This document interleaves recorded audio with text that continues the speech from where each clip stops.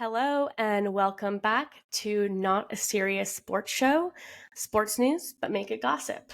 Yes, I'm girl. Zuzu. And I'm Joni.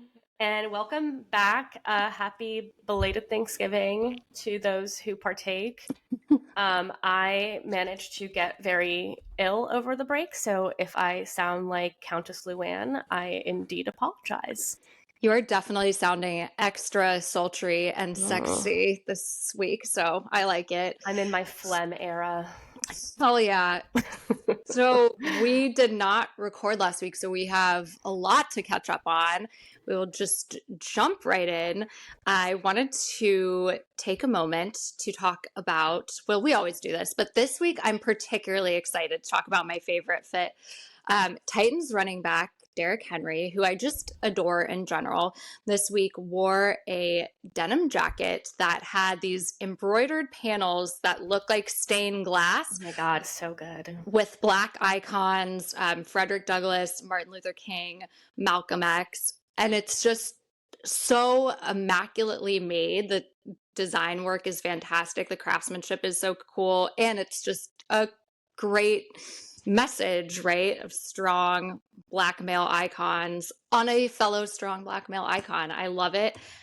It's so good. So good. I mean, like you said, the craftsmanship is really good. Like it is unreal. It's gorgeous. Like, the fact that it's, I mean, I'm sure you're probably looking this up, but like it literally looks like stained glass panels, and it looks so beautiful. It really does. And I love, so Derrick Henry, King Henry, as he is known to some, he definitely understands that fashion is at its best when it has a message or even gets a little bit political. He's previously worn a all black tailored suit with in white print the name of victims of racial injustice. And I think that that's what fashion can be for, to make bold statements. And he wore the denim jacket this week. He wore it not only for the pregame, but he wore it for the post-game interview. So we got to see it twice, and it's just, hats off. I think it's so cool. Yeah, I mean, that is an outfit that deserves to be worn multiple times. Like that is so cool, and like it really is. I don't know who the designer is, but like truly hats off. And like you said, it's just so beautiful, and it's just something that like is so different but so meaningful still. Like it's kind of giving me like an elevated version of like, who was it, Natalie Portman, that wore that dress that had like the female directors. Oh yes, names. yeah. It's like a much better version of that. Better execution. Yeah. Also, I'm just a slut for stained glass. Oh, like me I too. love It's stained like glass. I love pageantry. I love stained glass. Love a Catholic-esque theme. I was gonna say, as recovering Catholic kids, like we love stained glass. It is. There is something that's so like, it is like the ultimate, like, I guess, imagery, right? Like to elevate someone is like stained glass. It gives it that like saintly, like cathedral look, and I don't know. I'm like the art history kid, and the ex-Catholic school kid in me is like, fuck, this is very amazing. taken. Yes, I agree. So well done, King Henry. And yours is also a Titan. So the Titans really brought their fashion game this week. Yeah, truly. My pick is DeAndre Hopkins, or as I found out by reading his Wikipedia today, he is affectionately known as D-Hop. D-Hop, yeah. Which I'm obsessed with. That is the cutest thing I've ever heard. But he wore, like, let me open this up and look at it again, because it is, okay, so it was for the after Thanksgiving game, and the reason that I am so taken by this is because it's like the definition of like, okay, like we've just eaten and we want to take a walk through the neighborhood, but like we want to show off to everyone how hot we look, but like also still be comfortable. And it's like, this is what I think I look like, and in reality I look like a fucking mess. But it's just like so beautiful. Like he's wearing sweatpants, which like obviously it's post Thanksgiving. Yes. But he's paired it with these like stunning white pointy toed boots, like an almond shape. And then like booties, like short ankle boots. And he has what I assume is like some kind of like sweater or something, but on top of that, he's put a blazer. Which like, it looks so fucking chic. And then like, I don't know, like this little beanie like kind of makes the blazer seem more casual. Like it, like the boots and the blazer elevate the sweatpant look, and the beanie also keeps it like relaxing. Cool. And I just feel like if I could try for 10,000 years and I could never pull something like this off, but like this is truly like, I fucking take my hat off to this man. Like to D-Hop. To D-Hop, I love you. I love a mixture of streetwear and business cash. I personally love to wear, like, I've never done sweatpants before. I could not pull that off, I don't think, with a blazer, but I like to wear like jeans and then if it's cold enough, put a sweatshirt and then a blazer on top of that. I think that's it's a good look. Yeah. I might have to try that. I just got a new sweatshirt that says straight out of Costco, so I might pair that with a blazer on my next neighborhood stroll. I love that. Does Kirkland make blazers? You could get a Kirkland blazer sure. Probably by the Gloria Vanderbilt collection. Fuck yeah. So speaking about the power of fashion, we're going to move on to our stats-free sports news. But on a fashion note still, I want to talk about Joe Burrow being out for the season. He sustained a wrist injury on Thursday Night Football. This was now 2 weeks ago or week and a half ago when they played the Baltimore Ravens. But I think that this might be attached to that cursed diamond snowflake pendant. He wore it again because once wasn't enough. He wore it that night. And I think this eyesore, in addition to being just in bad taste, might have like bad Hope Diamond juju. I think he might have cursed. Yeah. He might be cursed. Elsa said, "That's mine. You can't have it." No. She said, "You're not doing that to me. That's my signature look." Honestly, that necklace, like, I feel like that is like Hallmark store. Yes. But like, and it's so ugly. And I think you're right.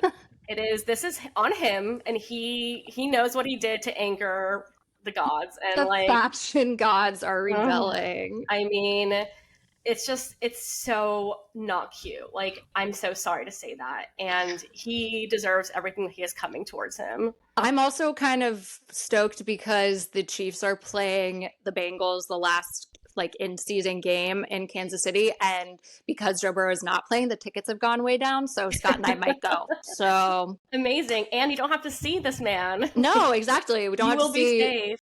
Fucking Burrow Field. No, I'm not sad about it, but I do think we should all be very aware about the power of jewelry and the clothing that we wear to dictate our futures. So honestly, yes, like you're right, Jenny, like this is the NFL's version of the Hope Diamond. This is their curse of King Tut. Like, we are seeing dark forces at work.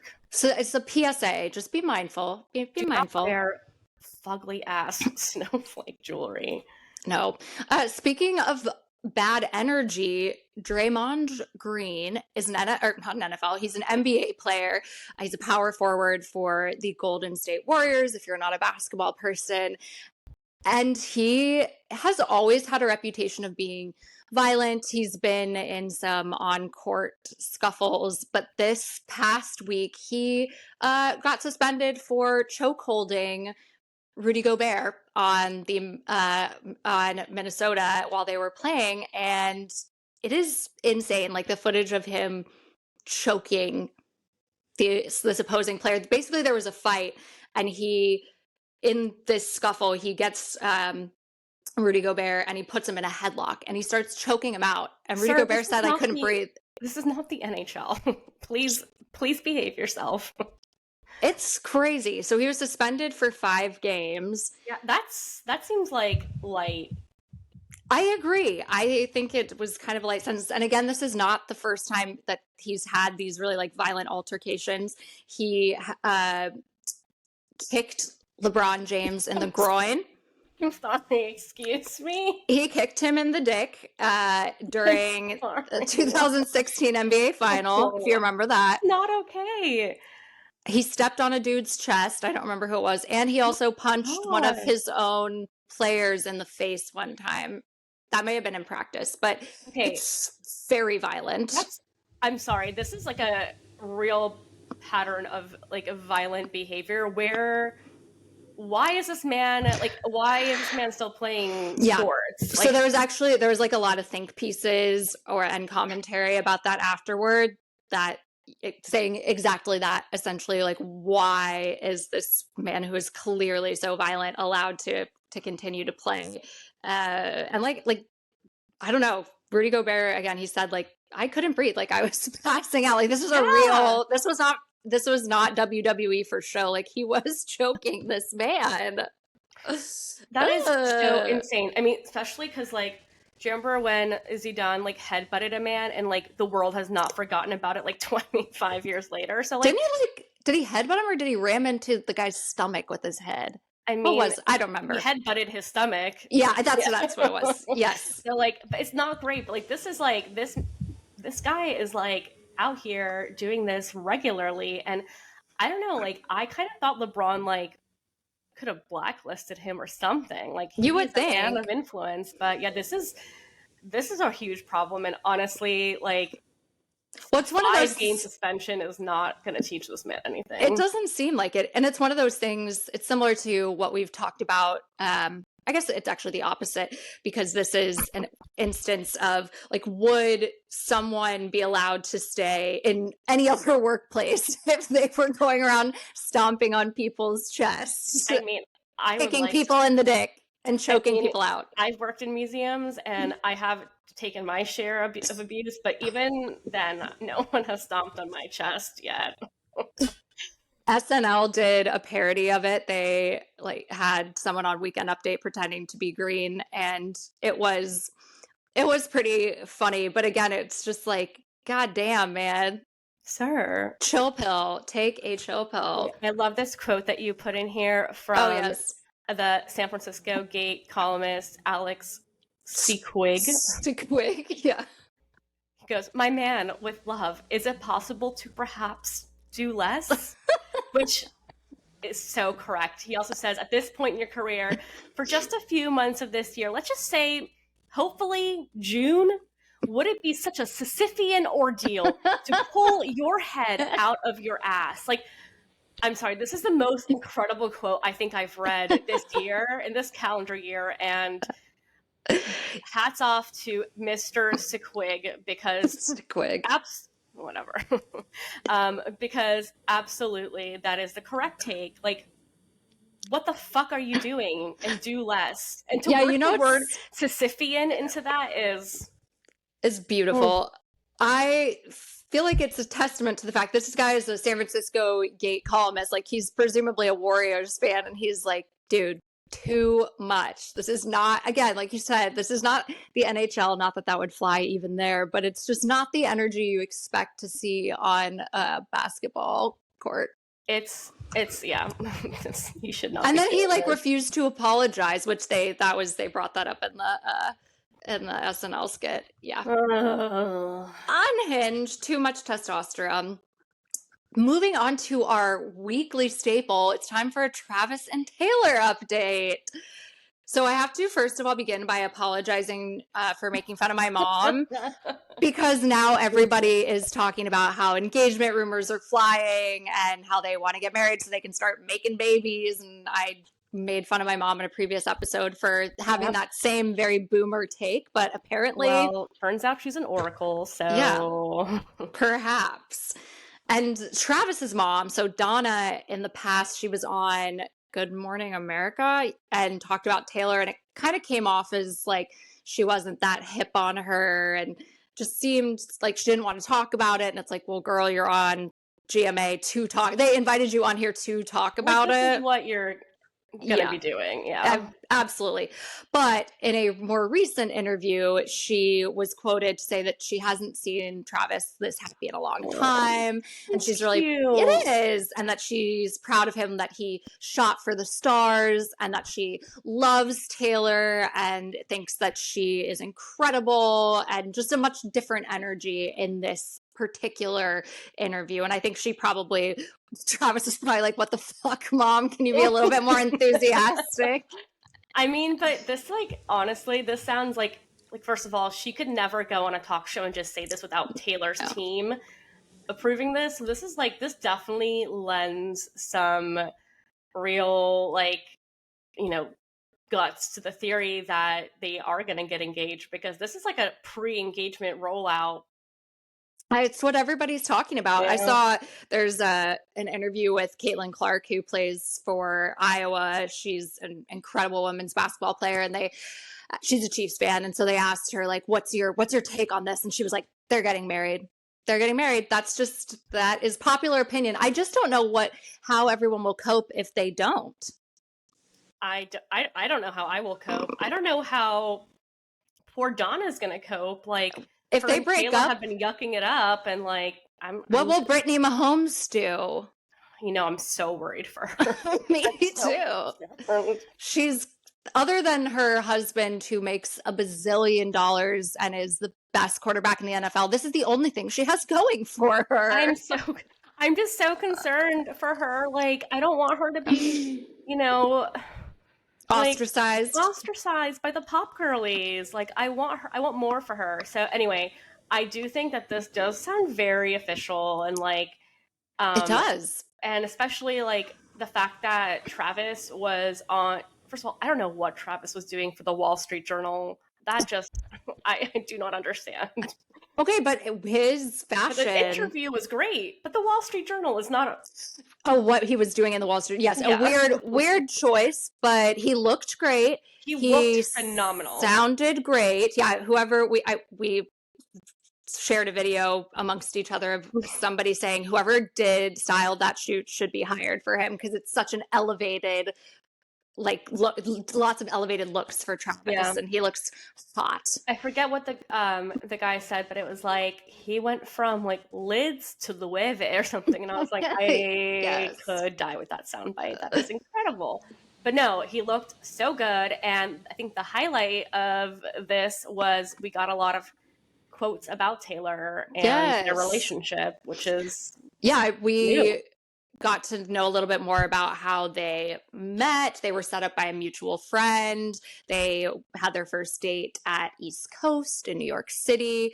Apparently, I didn't know this, but apparently her cousins are Chiefs fans. And when they were on the Eras tour, Taylor was like getting ready in the Chiefs locker room, and her cousins were like taking pictures of Travis Kelce's locker and stuff. So even before the world was rooting for them, Taylor's cousins were rooting for them, which I like. But like you said about the quotes, he's the one that I really thought that stood out to me was he said, "I've never been a man of words." We know, we've seen your tweets. I've seen your commercials. Being around her, seeing how smart Taylor is, has been fucking mind-blowing. I'm learning every day. It's just great golden retriever energy. It really is. It's giving like adoring himbo, like not in a bad way. Like, it's giving like she's Barbie and he's Ken, and he like is so delighted by her really presence. is. And also, I kind of love the fact that like, I love the energy of like the fact that they're in two such separate worlds. Yes. And the fact that he's like, wow, like obviously like he knows he's a very good player and he's at the top of his game, but like this is a whole different world. And like, absolutely, I would say he's like an expert in his field, and the fact that he's like learning all this new stuff, like that's so cute. And like, he's open to learning. He's open to learning new things and like going outside of his comfort zone. And I think that's like a really good quality. And I agree. I'm very pleased for him. That's all. He also revealed that his favorite. Exactly. That's all any of us can do.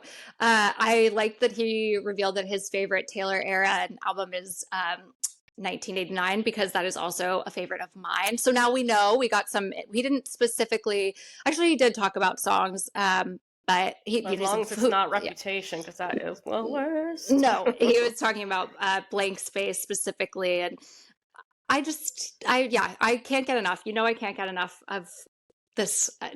It just resonates with me. Yeah, it is. It's like, it gives me good vibes. Like, I will say that. And I think that they would be a good match. I don't know if that's forever, but like, I don't know. It better be. Joni's like, it will be. I will it to be so. So apart from Taylor, Travis also was in media spotlight because this, again, was a week and a half ago. The Eagles and the Chiefs had a rematch of the KelceBowl. It did not go our way, my way, but that's okay. It went Bradley Cooper's way. Fucking Bradley Cooper. Yes, He's it did. an Eagles fan. So yeah, the only other person who I think can relate to what Donna Kelce experienced that night would be the mother of Sandor and Gregor Clegane. Because that must be so insane seeing your two sons like playing against each other. Like that's so interesting to me. It's her burden to bear for having two incredibly talented sons. And I love she always wears like the half Eagles, half that Chiefs is so jersey. Cute, mother. But apparently everyone beyond Donna Kelce was interested in this game. It was the most watched Monday Night Football game since 1993. And it's the most watched Monday Night Football game ever in this new era of Monday Night Football, where since Sunday Night Football has been a thing, it's the most Monday night. I was trying to figure out what you were saying. I was trying to figure out what you were saying by new era, and I was like, it's a Taylor reference. Well, I was like, is it a Taylor reference? And then I was like, is it a reference to the Carrie Underwood song? No. And then I was like, I feel like that hasn't been around that long. I also am trying to figure out what I'm saying. But yeah, so since they started having Sunday Night Football as well as Monday Night Football, like having both. This game was the most watched. Yes. So I've been pitching to anyone who will listen, frankly, that there should be a Tuesday night football. And I think that they should have Fergie sing the Tuesday Night Football song, and it can be an homage to the time that she sang at Good Morning America and did the flips on stage at like 6 in the morning, and then she can like pee her pants at the end, and I would tune in. I absolutely would. Fergie, that energy is kind of like the energy that Travis Kelce brought to the pregame show on that Monday Night Football, where he like crashed the set, and he just like cannot and will not be kept away from a microphone. He loves to entertain, and he, again, it kind of like, it reminds me of Golden Retriever energy. He's like, hi, what are we doing? What are we talking about? He's like, I'm just happy to be here. He is just happy to be here. I guess it was nice that the Eagles won and Jason, older brother, finally got to defeat his younger brother. The coach, Nick Sirianni, he's I'll say this. The nice way to put it is he's well suited to be the coach of Philadelphia. He has big Philadelphia energy.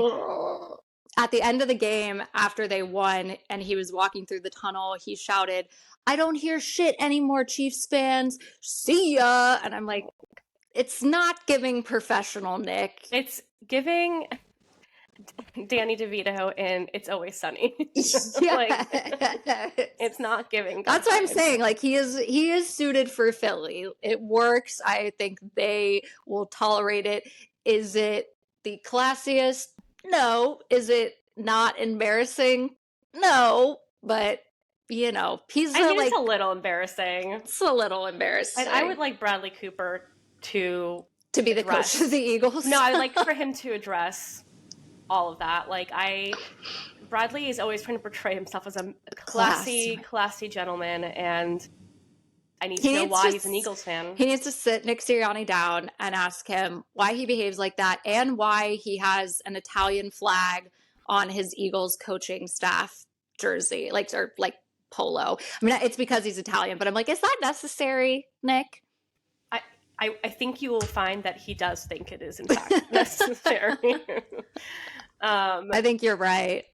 But like, so Joni and I were talking about this before Clegane Bowl, but the Kelce brothers will also be reunited in song. Yes. Because they are singing a fairy tale of Philadelphia. Yeah, it's a cover, or what do you call it when it's like a spoof, a parody of Fairy Tale of New York by the Pogues, which is one of my favorite Christmas songs. Not a happy Christmas song, but it's great. This has reached number one on Unhinged. iTunes.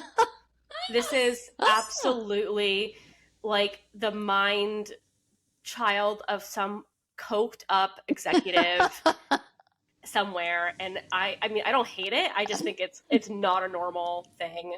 Well, it does show you, like, there is nothing that they can't do without the support of the Swifties, apart from spell squirrel, as we learned in Travis's tweets. But that's a hard one.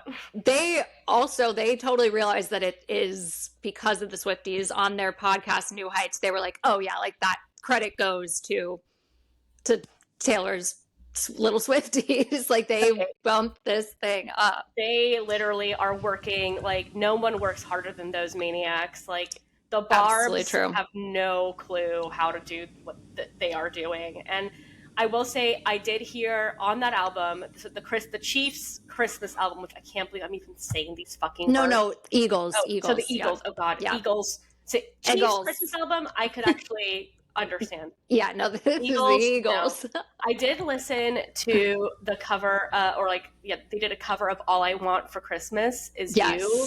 And it was the lead singer on it. So Jordan Mailata.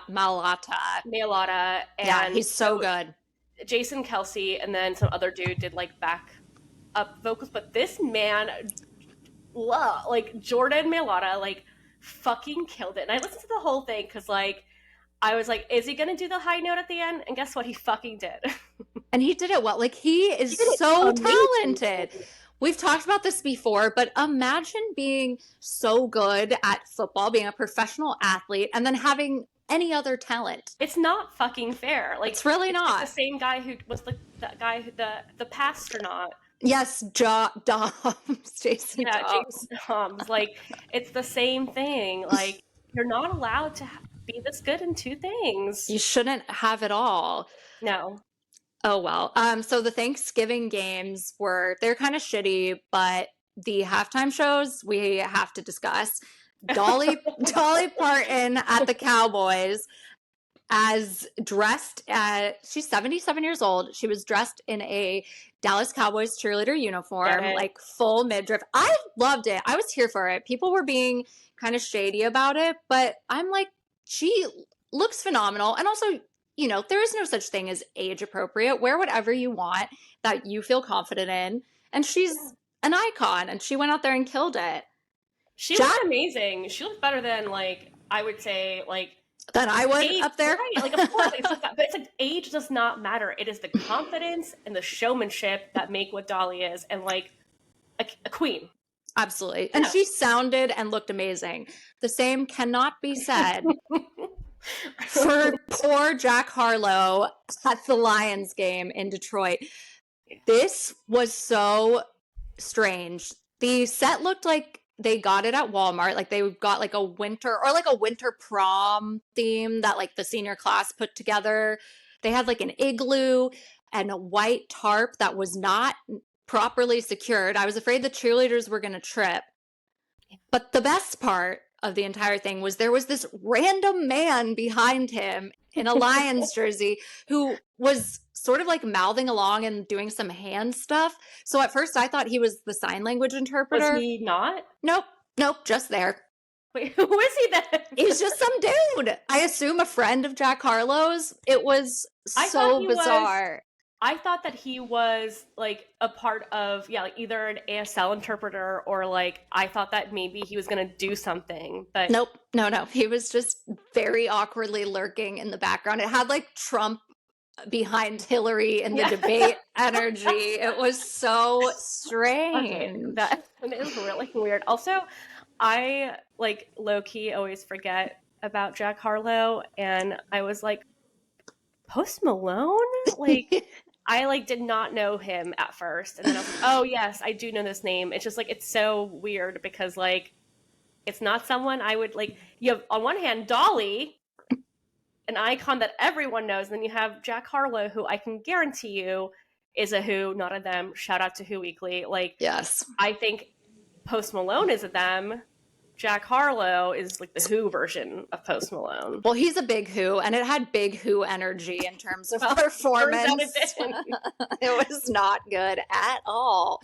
Also, more NFL Thanksgiving news. I was very surprised to see that the Steelers coach Mike Tomlin hosted George Pickens, who we've talked about before, the receiver who like cleared his social media of all Steelers content. He hosted him for Thanksgiving, which is so generous, especially because he's previously referred to him as a rock in his shoe.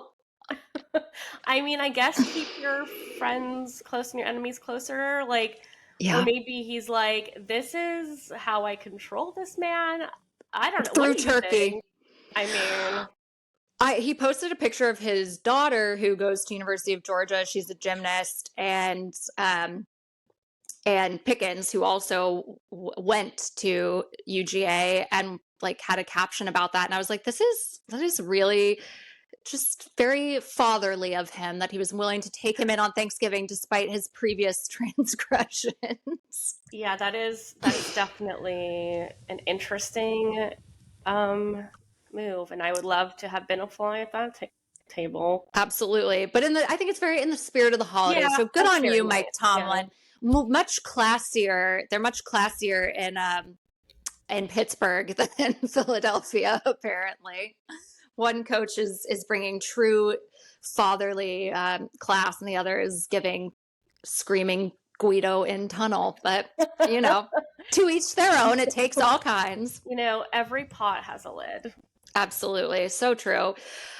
So one last piece of information that we have to talk about, it's like a little bit of an old story now, about a week old, but Carissa Thompson, who is the co-host for Erin Andrews' podcast. She's a longtime female sports reporter. She was on Barstool Sports, which nothing good ever comes from Barstool Sports. I mean, love Barstool, but it's a mess. So she was on Pardon My Take podcast, and she said that sometimes during games, when coaches won't talk to her, she just makes stuff up. And people got very upset about that. What do you mean by that? So she said that, if like coaches don't want to talk to her and like give her information before they go into the locker room at halftime, that she makes up the report sometimes. And people and it doesn't sound good. I think what she meant, and what she later said that she meant, is if they won't give her like a quote, if they won't talk to her, she will rehash things that she already knows, like things from previous conversations or interviews, whatever. But it didn't come out well. And female sports reporters in particular were really pissed off that she said this, because she's obviously already paved her way. She is very famous. She has her own podcast. But to say this about a profession, specifically sideline reporting, that is already under fire as being just a way to place pretty faces on television versus serious sports journalism, it's damaging. That is extremely fucked up. I'm sorry. Like, this is like, okay, Brian Williams, like out here faking notes. Like, that is okay. Like, also, if you do that, maybe don't fucking admit it. See, that's why I think it truly was an instance of misspeaking versus like, I don't think she was on there like trying to be like, I just like casually lie. I don't think it was meant to be that, but it is unfortunate. And it is, again, it's an unfortunate reality that women in sports reporting have to be that much more careful in the way that they speak, and they have to be that much better at their job and on their shit. And this was, again, like most of the people who were speaking out about it were like veteran female reporters, like Laura Oakman and people of that sort of status, Leslie Visor, who were saying this is bad. This is damaging to a profession that already has to like justify itself, fight for its value. Yeah. And another thing, Oakman and her statement that she made, she said something that I thought was interesting, was that sideline reporting used to be like considered pretty valuable, and it was only when women started getting into it that it started to become like you'd have to justify the need for it. Typical. Of course. Absolutely typical. So fucking typical. But you know what? I think you're right in the sense that she must have misspoken. It does not sound good, and she could have definitely. I mean, okay, listen. I'm sure I say stupid shit all the time, but again, I'm not a No, I journalist, do. so Yeah. I don't. Are Words we do not, are not. we not journalists? Is that not what we're Okay, I doing think here? we are journalists now, so I should really make sure I'm like, don't fuck up. But the point Like is, the like, time I accused Jackson Mahomes of being a convicted criminal, even though you were he's just not yet. reading into what the vibes of the future. You were following in your Oracle mother's footsteps. Yes, exactly. Oh gosh. So I'm torn between like feeling bad for her because she just got absolutely dumped on, but then also being like, you have a platform, you are one of the most famous female sports reporters, and unfortunately, for better or for worse, you are representative of that profession and you have to take that seriously. Ugh. Yeah. Ugh, that's an ick for me. Whoops. Yeah, I'm sure she's just absolutely mortified, but maybe it'll, lesson for the future. Hey, listen, it's Also, still better than wearing a snowflake necklace made so from true. diamonds. So So true. So things could true. always be worse. So true. Oh, there's one last thing I want to talk about in terms of sports news before we move on to our wag of the week, and that is just on a nice positive note. The Chiefs' defense has been fantastic this year. We're generally an offensive like I have something to do with it. They I personally. I personally, they are generally like known, obviously, for their offense, for Mahomes, for Kelce, when Tyreek used to play for them, Tyreek, but their defense has traditionally not been as good. This year, fantastic.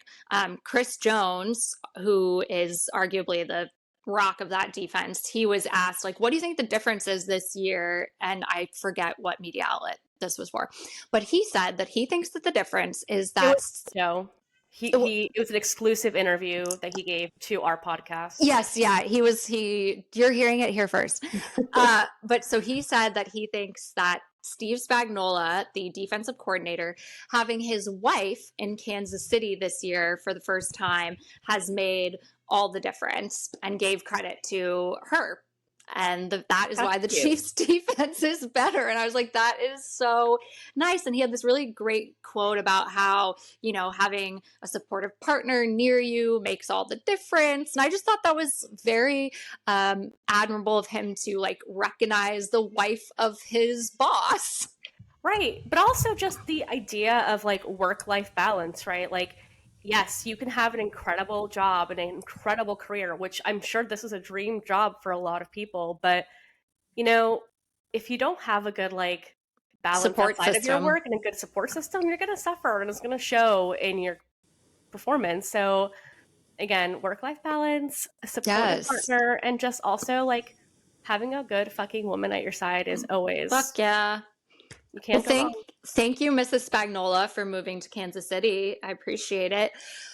So we will end with our wag of the week. Speaking of the importance of women and girlfriends in sports, I fucking love Kylie Kelce so much. She is Jason Kelce's wife. If you somehow don't know, she is great because she's a fan first. She's a diehard Eagles fan and has been since she was a kid, and only recently became a wag. But she just has the best energy about her. She won't sit in the box. She likes to sit in the stands exclusively. I think A that's woman of the cool. people, A woman of the truly. people, exactly. She and Jason met on Tinder, and in their Oh my God. documentary, she's like, he won't let me lie about this, and it's so embarrassing.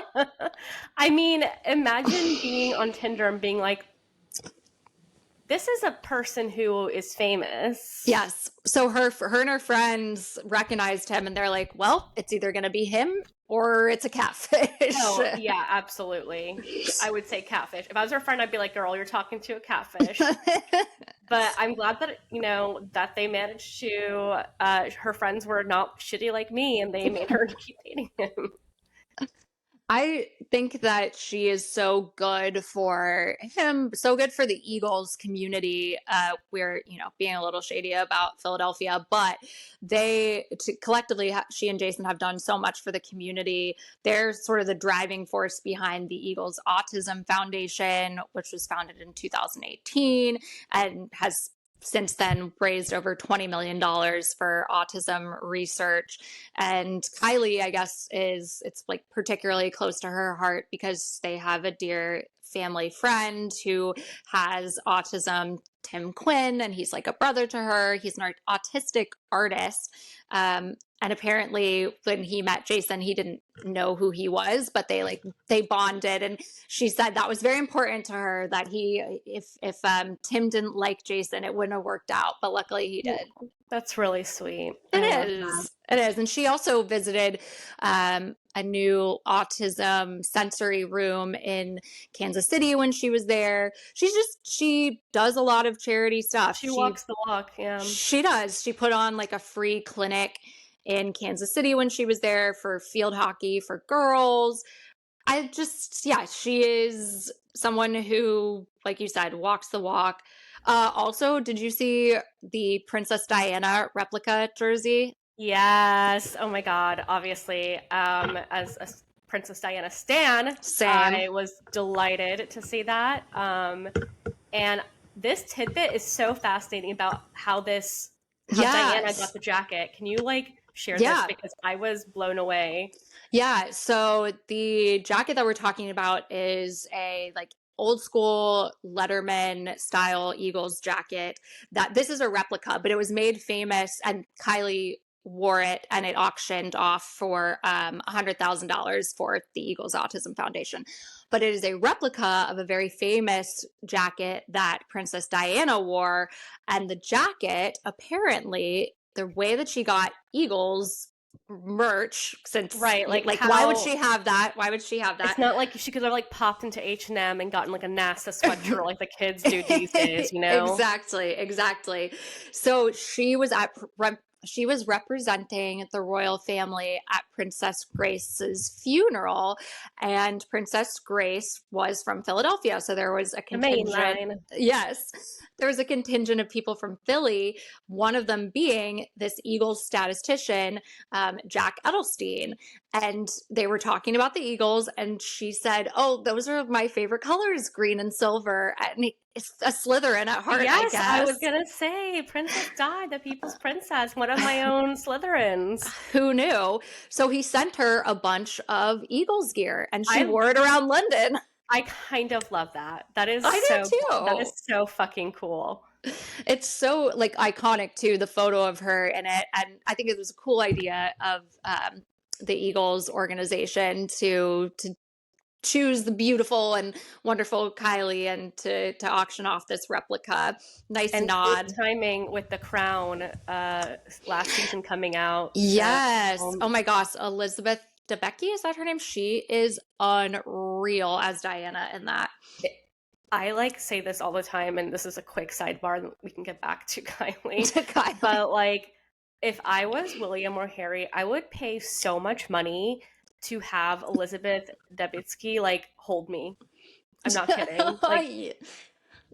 Tell her that she's proud of you, that she's enjoyed watching you grow up. I could, I would do that. And if you're listening right now, I suggest that you guys do that. It might help you heal. I think there's something to that. Speaking of mothers, Kylie, a mother, that's part of the reason I love her so much. Her children are so cute. If you've seen Kelce, they are so freaking cute. Wyatt, Elliot, and Bennett. And you get the impression that she is a very down-to-earth mom. They have a nice house, but it's not ostentatious. It's a little cluttered, and just so you sense so much love for those children. Kylie has my heart. But of course, that being said, where there's a good woman, there's media trying to knock her down. So the media is so fucking hateful. Again, we talk about all the stuff she does behind the scenes. And she had a quote where she said that that's her thing. She likes to be behind the scenes, likes to host charity events, doesn't like to be in the spotlight too much. And this got twisted by the New York Post, which is, not exactly the pinnacle of journalism. But they wrote an article headline that said, Jason Kelce's wife, Kylie, is trying to avoid Taylor Swift's attention. Give me She's a not fucking my break. cup of tea, which is not at all what she said. She said that being in the center of the spotlight is not her cup of tea. Yeah, give me a fucking break with this. I'm sorry. This is like, It's boring. So you can have two people existing in one space that are slightly different and enjoy each other's company without having you can't have two semi-famous women existing together, right? Like if they're married to brothers and they're going to hate each other. I mean, you saw it with Kate and Meghan, which I guess sadly ended up being true. But it's typical. It's very typical. You can't have that. You have to have this narrative of bickering sister-in-laws competing for attention, right? Yes. Which is they are completely different, as Joni just said.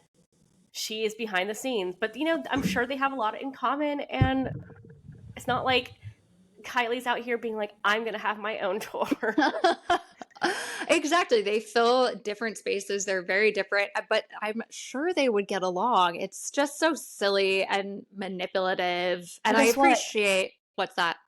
And even if they don't get along, guess what? They're just like every other family in the world. Yeah, no shit. But I do appreciate that Kylie was, she clapped back and was like, this is bullshit. Yeah. That is not what I said. Sad that she has to do that, but we love a wag. We see you, Kylie. I love her. I love her energy. I love her charity work. I love how passionate she is about the Eagles, even if it's wrong. And I just love her. She's down to earth. I love that real, genuine, badass bitch energy. I support it so much. I absolutely do as well. And I hope that, I love Jason, but I hope that he retires so that they can just enjoy their life together. And, she can stop doing the grind of the wag. Because we talked about it. It's hard. It's a difficult life to be the partner of a professional athlete. She actually on their New Heights podcast, Travis asked if she would trust him to watch their kids alone, the girls alone, or how, and she was like, maybe for an hour, which is fair. But then she brought up the point that she's like, actually, it might be easier for you to watch Bennett, their youngest daughter, than it is for Jason, because Jason, she's an infant and she likes to be held and walked around, and Jason can't fucking do that because his back is so fucked up that he can't be on his feet for so long. Papa needs to retire.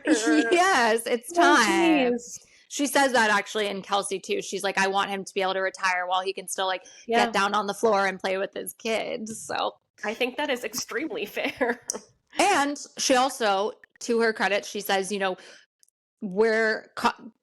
is compensated extremely well. And I realize that. So she's not trying to be, oh, poor me. Yes. Yeah. But at the same time, there is a significant price to pay for the kind of damage that inflicts on your body. Yeah, no, that is very real. And I really do think that is an interesting take for a wag to have, because I feel like a lot of the times I feel like a lot of wags would shy away from saying something like that, lest, again, they be painted as ungrateful or whatever. But it's a very good point. You need to be able to live your life at the end of the day. What's the point of making all that money if you are... Yeah, exactly. Yeah, you're completely fucked. So anyway, we love you, Kylie.